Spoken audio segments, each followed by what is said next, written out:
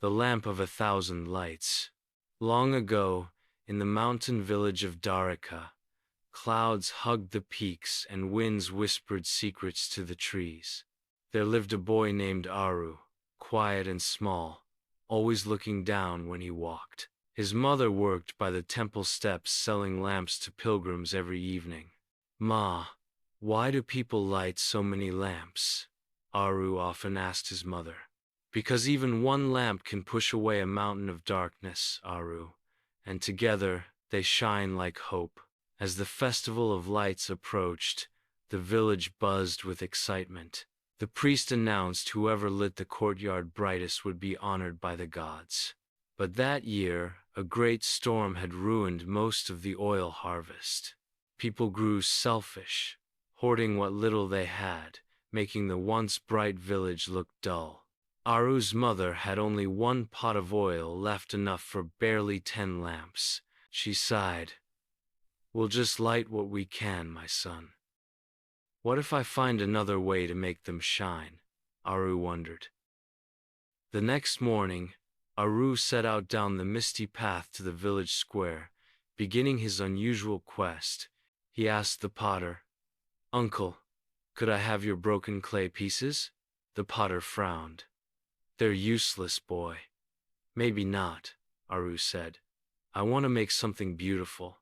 At the blacksmith's shop, Aru offered to clean tools in exchange for a few drops of lamp oil. The blacksmith smiled and gave him a small flask. He helped an old woman carry her vegetables home through the winding village roads. She blessed him with a handful of sesame seeds and said, "When you give light to others, your path will never go dark." By sunset, Aru had collected bits of oil, clay, and cotton from different people, each giving a small piece of kindness, creating a bundle of community support. That night, Aru molded small lamps from the gathered clay. They were uneven and cracked. He poured in the little oil and placed the wicks carefully, hoping for a miracle. But when he lit them, they sputtered weakly, one by one, and died out. Aru sat silently as the darkness returned. "Maybe Ma was wrong," he whispered, falling asleep in tears.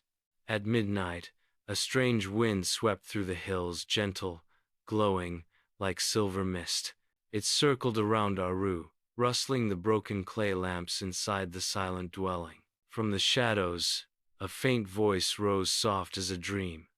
"Child of light, do not give up." A tall, luminous figure stood before him, the spirit of the wind, Vayu, radiant and calm. "I am Vayu, keeper of the breath that gives flame its life. I saw your heart shine brighter than the sun." Vayu touched the boy's forehead, and a warm breeze swirled into his palms. The broken lamps began to glow, not from oil, but from the wind itself. The next evening, as the festival began, the temple stood dark and silent. Most villagers' lamps were dim. But then Aru and his mother arrived with their small bundle of cracked clay lamps. Aru placed his lamps along the temple steps. When he lit the first one, it flared like a star. The light spread to the next, and the next, until every lamp shone like captured sunlight. The priest whispered, "What kind of oil is this?" "It's not oil," said Aru softly. "It's kindness."